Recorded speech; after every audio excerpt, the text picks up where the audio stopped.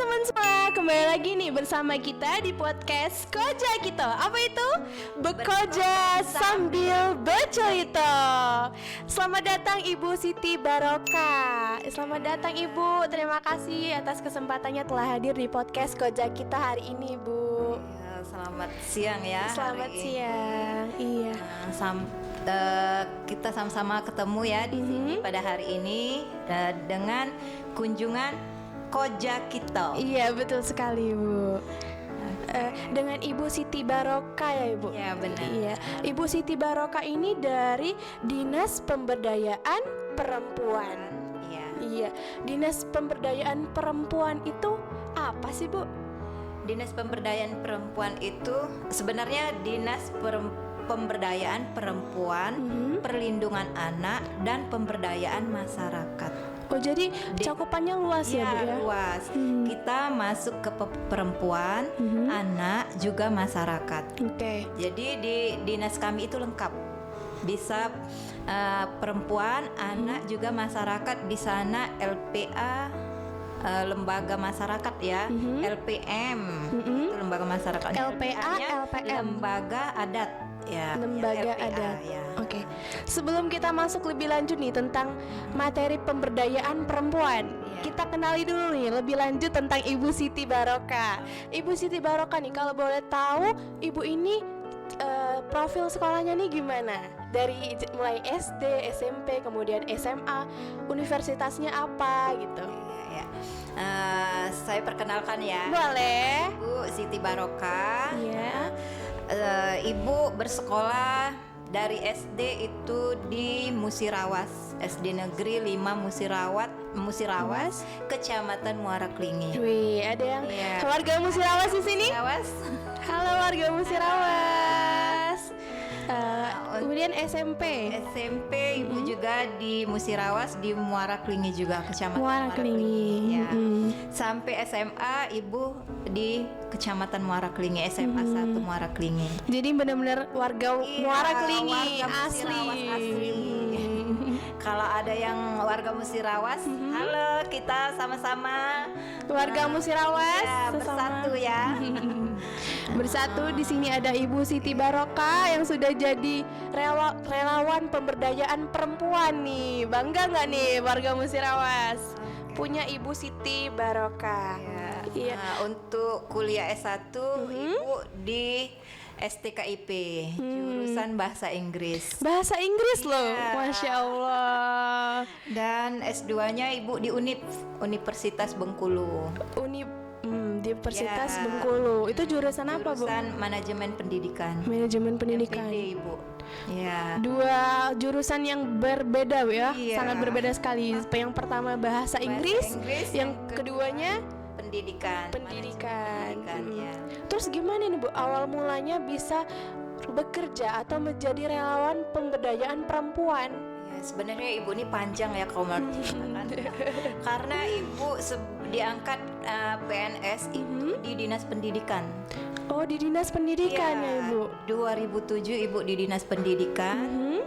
Sampai 2017 Ibu dipindahkan ke Dinas Perdagangan. Dari Dinas Pendidikan ke Dinas Perdagangan. Ya, 1,5 tahun di Dinas Perdagangan, Ibu di Dinas Koperasi dan UMKM. Wow. Ya, jadi kasih fasilitasi untuk UMKM di Dinas Koperasi. Ya.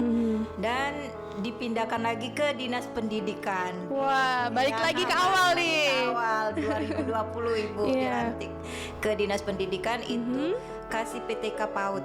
PTK PAUD. Ya, PTK PAUD itu guru-guru PAUD. Guru anak-anak Ya, PAUD. anak PAUD TK itu ke Ibu.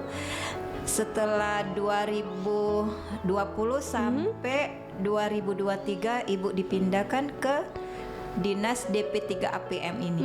Dinas Pemberdayaan Perempuan, Anak, dan Pemberdayaan Masyarakat. Iya.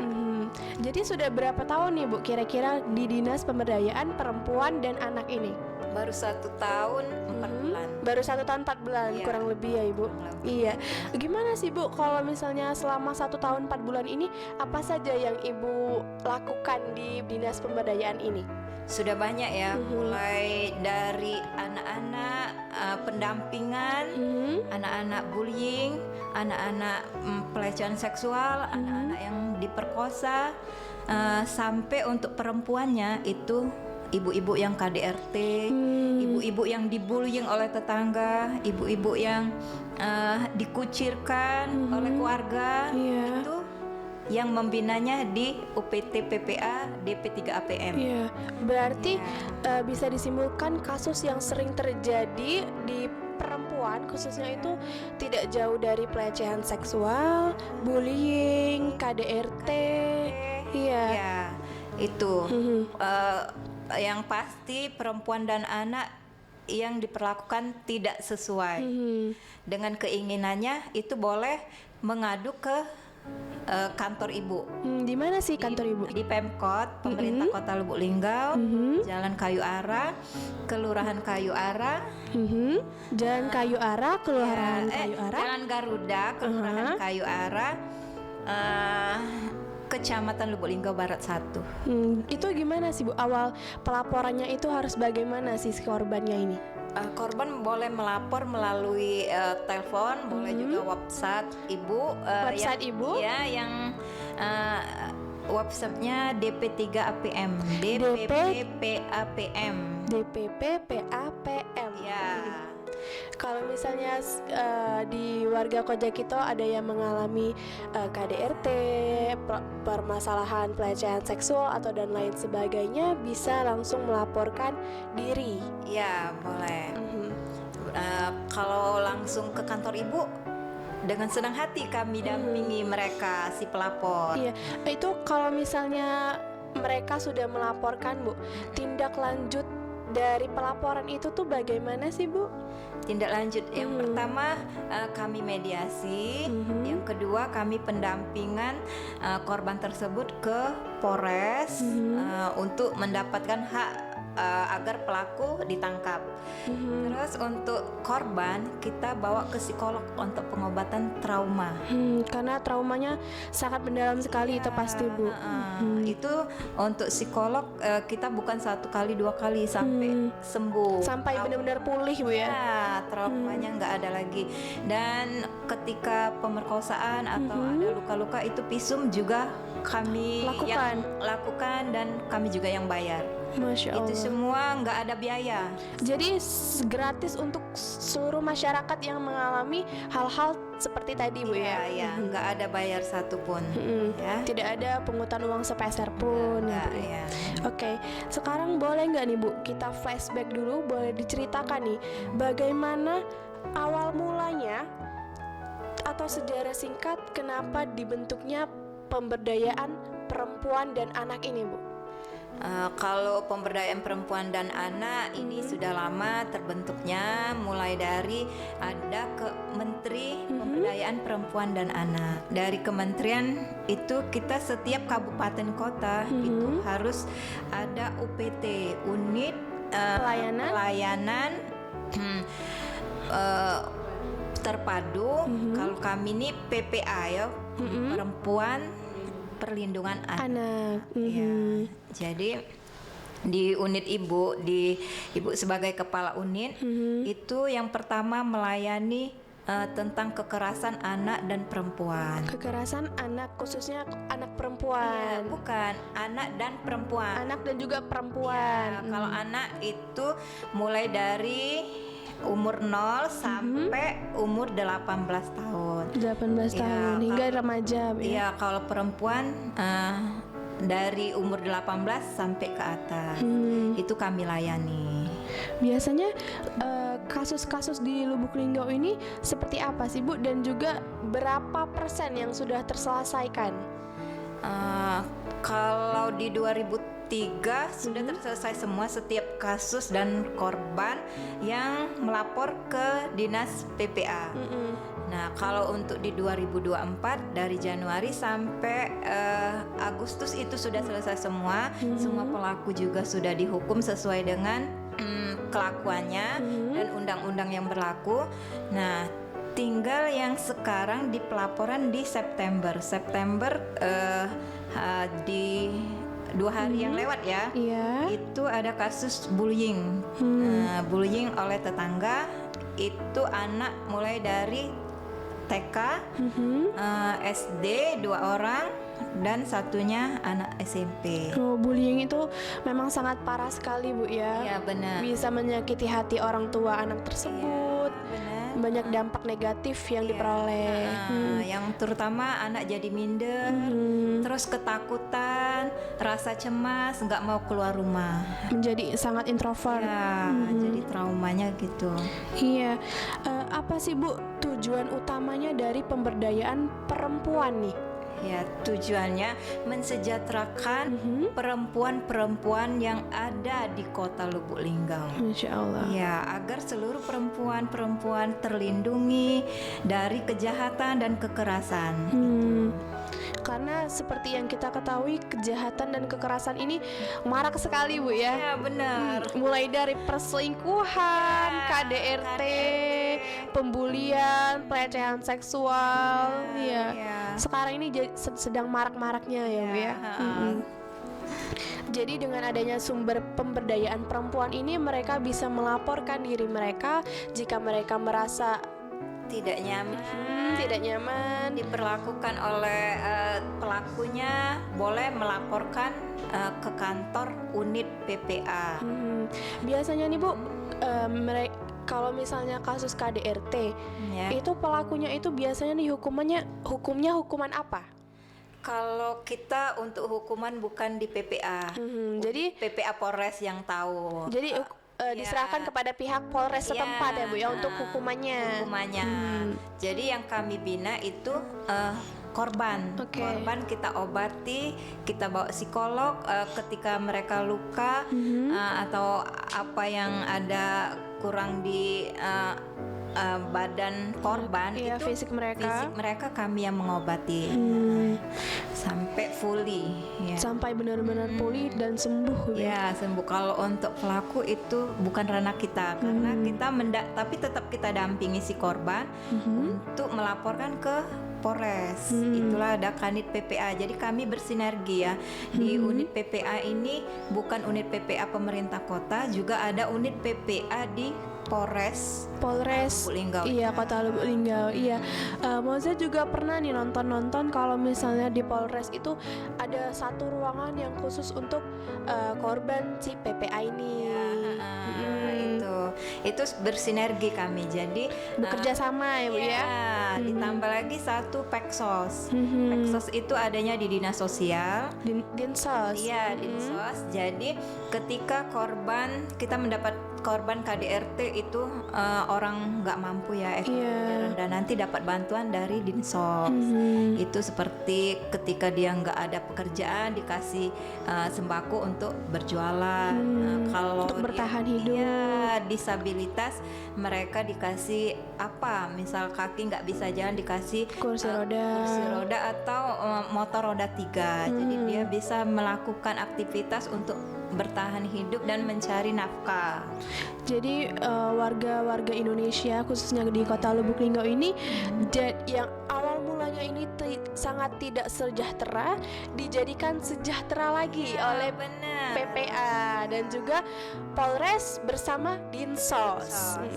Waduh, bermanfaat sekali berarti, Bu ya, bagi masyarakat khususnya Kota Lubuk Linggau kita nih. Makanya jangan takut-takut ya ketika disakiti, lapor. Harus langsung lapor, speak up ya, Bu ya. Karena kita ada tempat perlindungannya. Gitu. Tempat perlindungannya, Ibu ya. Tempat perlindungannya itu di mana ya, Bu?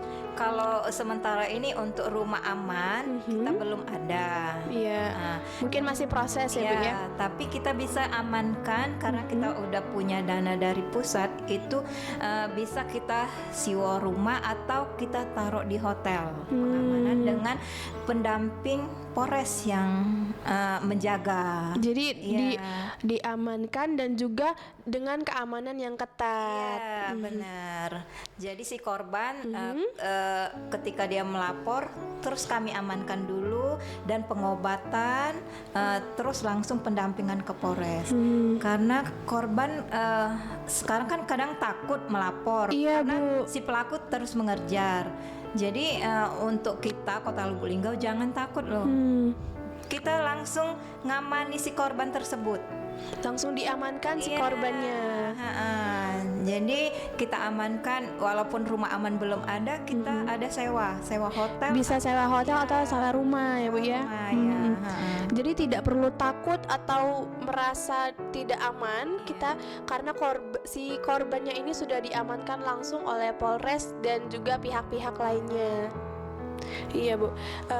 Kemudian nih, kalau misalnya pemberdayaan perempuan ini biasanya nih penyebab dari kasus-kasus itu tuh seperti apa sih Bu? Contohnya? Itu untuk perempuan atau anak? Perempuan. Ya, kalau perempuan yang di KDRT biasanya yang ibu temui itu faktor ekonomi. Ya, kalau ekonominya rendah, ya otomatis sering bertengkar lah di rumah tangga tersebut. Yang kedua, sekarang maraknya judi online atau slot. Iya, betul sekali Bu. Ketika suami sudah judi slot, otomatis di rumah nggak aman. Betul. Ya, yang ketiga itu suaminya narkoba dan mabuk-mabuk. Itu yang ditemui setiap pelaporan dari perempuan yang datang ke kantor KDRT itu kasusnya hampir tiga. sama. Ya, hampir sama, tiga itu. Tiga itu antara yang judi online, yang narkoba, dan juga yang ekonominya yang rendah ya Bu ya. Karena yang kita sama-sama ketahui ini, kita sebagai perempuan ini adalah makhluk ciptaan Tuhan yang lemah. Iya, kita itu perlunya disayang, diperhatikan, dibimbing, iya, ditujukan ke jalan yang benar.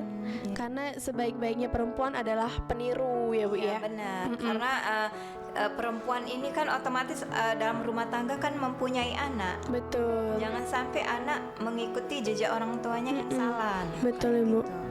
Kita harus sebagai orang tua harus mencontohkan yang baik-baik kepada anak agar mereka kelak bisa mencontohkan hal-hal yang baik juga kepada anak-anaknya. Iya. Terus bagaimana nih upaya pemerintah dalam meningkatkan kualitas pemberdayaan terhadap kaum perempuan dan juga anak? Ya, untuk pemerintah yang terutama pemerintah kota ya, Kota Lubuk Linggau itu sangat banyak yang sudah difasilitasi untuk ini perempuan. Yang pertama kita untuk janda-janda juga kita ada sosialisasi dan di kantor ibu juga, tapi beda bidang ya. Berbeda bidangnya. Ya, tapi tetap di kantor pemberdayaan perempuan itu juga mendapatkan bantuan. Ketika janda tersebut kan tidak punya suami dan tidak bisa mencari nafkah, itu nanti dikasih bantuan semacam berjualan atau jualan gorengan, itu dikasih modal ya Bu ya. Oh ya, modal kayak gitu. Dikasih modal untuk bertahan hidup, agar juga punya aktivitas di kehidupannya, biar keberlanjutan hidupnya itu berlanjut.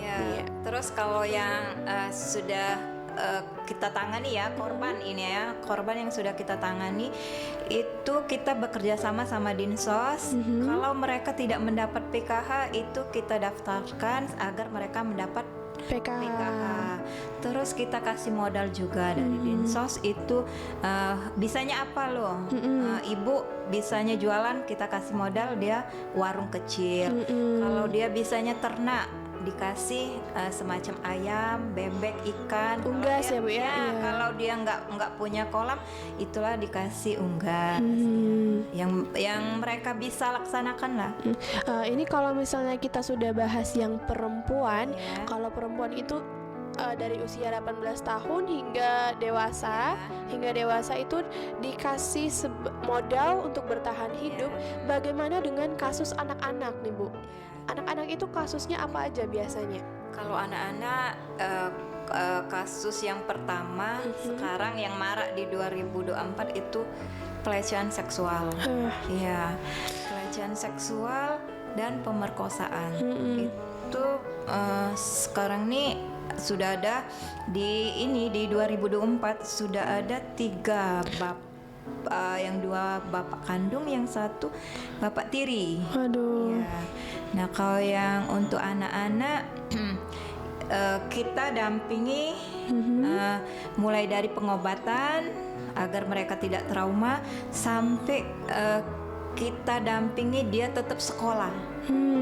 Agar bisa mendapatkan pendidikannya, yang hak yang mereka ya. bisa dapatkan seharusnya. Itu untuk anak-anak.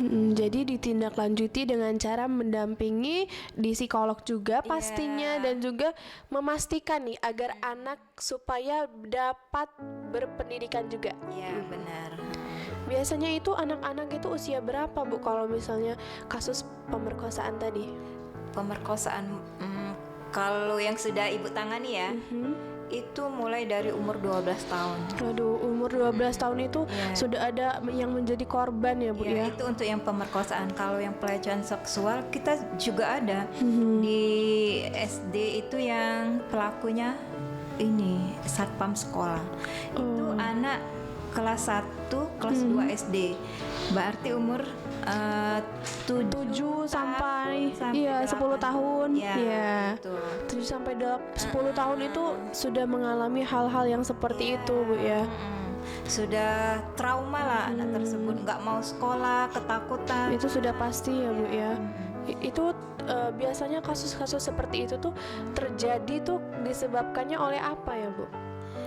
Kalau anak-anak, kalau untuk di sekolah, kalau pelecehan itu si pelaku hobinya nonton film yang dewasa. Kemungkinan otak si pelaku di saat mereka melakukan kepada anak tersebut dalam keadaan yang kolap, ya mungkin udah tertutup ya. Jadi tidak sadar lagi, Bu ya. Ya, benar. Sudah dipengaruhi oleh setan-setan. Ya, itu. Iya. Jadi kasihan juga ya, Bu ya, kepada anak-anak, turut prihatin kepada anak-anak yang menjadi korban pelecehan, dan juga untuk ibu-ibu yang menjadi korban KDRT, pelecehan seksual dan lain sebagainya ya, Bu ya. Baik, terima kasih, Bu. Ya, sama-sama. Iya, kita sudah banyak banget nih mendapat ilmu baru tentang pemberdayaan perempuan dan juga anak nih dari Ibu Siti Barokah, Kepala UPTD PPA Kota Lubuk Linggau. Waduh, banyak sekali kepada Ibu setelah menyempatkan hadir dan juga berbincang-bincang tentang perempuan dan juga anak kepada kami di sini warga Koja Kito. Semoga dapat memberikan informasi positif dan juga dapat membantu korban-korban pemberdayaan perempuan, korban kekerasan seksual. Dan juga jangan lupa laporkan segera diri Anda jika merasa diperlakukan tidak sesuai dengan keinginan. Bisa melaporkan kepada di kantor Ibu. Ya, di alamatnya di mana, Bu? Alamat Jalan Garuda, Kelurahan Kayu Ara, Kecamatan Lubuk Linggau Barat 1, di komplek perkantoran Wali Kota Lubuk Linggau. Iya, jadi tenang saja kalau misalnya ibu atau anak-anak yang melaporkan ini akan ditindaklanjuti dengan baik dan juga tegas terhadap pelaku ya, Bu ya. Akan diberikan fasilitas yang baik seperti sewa rumah tadi, disewakan hotel, didampingi juga dengan polisi, pengobatan psikolog ya, Bu ya. Bila ada luka fisik juga kita diobati sampai benar-benar sembuh dan pulih ya, Bu ya. Lalu yang disabilitas juga akan difasilitasi dengan motor roda 3. Motor roda 3 tadi, dan juga kursi roda ya, Bu ya. Jadi kalian jika melaporkan tidak ada ruginya sama sekali. Malah menguntungkan diri kalian karena dapat melanjutkan aktivitas kehidupannya. Dan bagi Anda yang tadi tidak mempunyai suami, bisa langsung melaporkan diri juga. Kalau misalnya kesulitan dalam hal ekonomi itu akan dibantu. Misalnya belum dapat PKH tadi akan didaftarkan ya Bu ya di PKH, agar bisa mendapatkan bantuan, atau diberikan modal lagi nih usaha. Kurang apa lagi nih, Dinsos dan juga PPA, DP3APM beserta PPA Unit Forest, kita bekerja sama sinergi ya. Bersinergi. Kota Lubuk Linggau ini sudah menjadi kota yang sangat bersinergi artinya Bu ya. Karena memperlancar, tidak mempersulit, malah memperlancar korban-korban untuk tidak lagi trauma, tidak ada rasa trauma, tidak ada rasa takut untuk kembali hidup ya. Iya. Biar semangat ya seluruh korban ya. Iya. Ibu ada Instagramnya mungkin dipromosikan, Instagram ada kantornya atau Instagram ada. Ibu sendiri? Untuk Instagram UPT PPA itu UPTD PPA Kota Lubuk Linggau, boleh di follow ya. Juga boleh kalau mau tanya-tanya, nanti kami jawab di sana. Melalui DM juga bisa langsung dijawab ya Bu ya. Boleh. Kalau IG ibunya sendiri nih ada nggak? Ada Siti Baroka ya. Siti Baroka 82. Boleh langsung di follow. Bagi yang mengalami hal-hal yang tidak diinginkan tadi, bisa langsung DM ke IG yang tadi, Instagram yang tadi. Iya. Terima kasih ya Ibu telah berkesempatan hadir di sini, berbincang sangat daging sekali materinya ini tadi Bu ya.